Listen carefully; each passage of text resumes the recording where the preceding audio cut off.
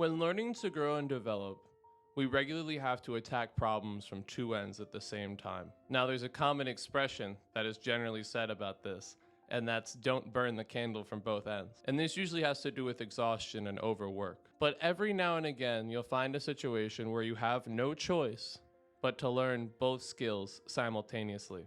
I think the best way to put this in a story is when I was trying to lose weight. I was able to lose weight, but I could never keep it off. I could do cardio work and I could eat less, but I never thought about why I was trying to lose weight. I was trying to lose weight because I wanted to fit an image of myself that I had in my head. And unfortunately, just doing cardio and just dieting was never enough to give me that image. What was required was a more technical strength training program that I was unwilling to do. So even though I was able to succeed in one half of the equation, it led to my eventual failure because at the end, I was always unsatisfied. I had to burn the candle at both ends. I had no choice in order to become successful. I had to become comfortable with the feelings of stress that come from both trying to learn one thing and the exact opposite simultaneously. Welcome to Learning to Be Human.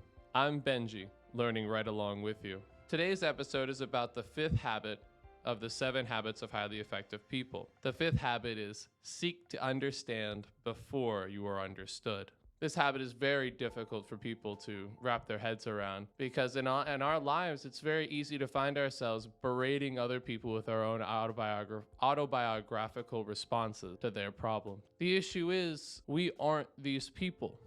And we don't know exactly how they think. And because of that, we regularly give people advice or try to help them in ways that eventually just hurts their motivation. This idea is a battle from two sides. The first of which is learning how to delay what you think of a situation until you've heard the other person's side first. It's to not come up with preconceived notions of what's going on before you understand the whole story. So that starts with stopping yourself from believing that you know the answer before learning the story, and also integrating what you've heard from the other person into what you have now learned and what you will say in the future. There are 4 types of autobiographical responses. The first is where you evaluate, and this is where you say you agree or disagree with whatever point they're coming up with. Whatever problem they have, you can agree or disagree with their problem. Then you probe, asking one-sided questions in order to get them to understand that they were wrong all along. The next is to advise, which is to use your one-sided ideas to try to give someone advice on a problem that has nothing to do with what their real problem is. And the last is to interpret, and that is to take their words and mold them into your point. Even while trying to hear them out, you will mold their opinion into one that agrees with you, even if that takes away from what they've actually said.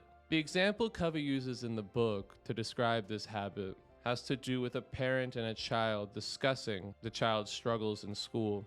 The child wishes to have a dialogue in which he's heard and understood, and the parent always has their pre-made, preconceived answers to whatever it is that the child would say. The child would eventually shut down, and there would be no progress made. It wasn't until an example of how to be an empathetic listener was the man able to have a real dialogue with his child. I think the best way to put this is, when I was young, I hated going to the beach, mostly because I knew that I was overweight.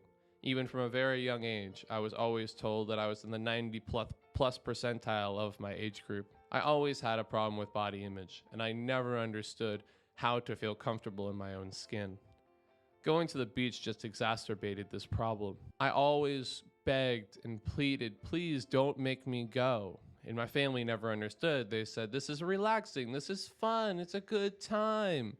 Well, they didn't understand that for me, it was just judgment, stress, and shame. And for years, I would beg, please don't make me go, please don't make me go, without anyone ever telling me anything but shut up and listen. You don't understand, you're just a child.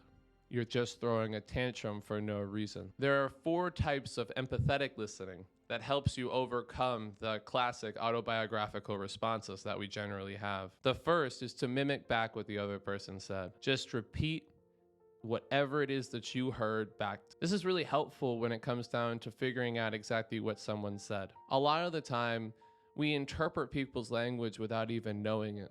We put people's ideas, questions, beliefs, problems into our own words without truly understanding what it is that the person said in the first place. So making a mimicking response for them will allow you to understand that you misheard them, and they can now clarify what point they were really trying to make. The next is to rephrase. This is when you take their words and you try to make them make sense for them, and you go back and ask for assistance on whether or not you've gotten that right. Then you reflect. You use empathy to take the emotion of what they're saying and understand exactly what it is that they were feeling and why it was that they had this response. And the fourth step is to combine reflection and rephrasing in order to make it so that you can have responses that are both understanding what the person said and understanding what the person's emotional state is. With these ideas in mind, the example in the book showed that the father was able to finally figure out that the son couldn't read. He had a 4th grade reading level in the 9th grade. He felt ashamed of himself and he could never get ahead.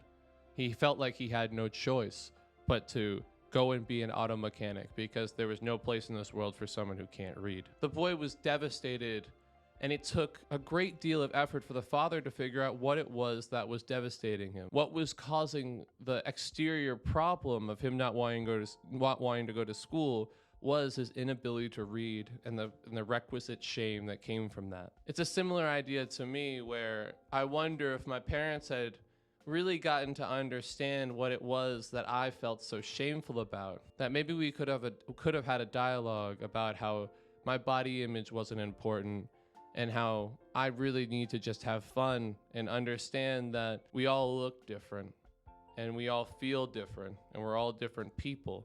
That doesn't make one person better than the other. I do wish that I had had more of these interactions growing up. But now that I have learned these lessons, it's clear and easy for me to see a path into the future for when I have relationships with other people and how I can hear them without speaking for them, which is something that I have had a lot of issues with in my life, being a little bit more soft-spoken and unable to express my opinion. Well, thank you very much. I hope you all have a great day.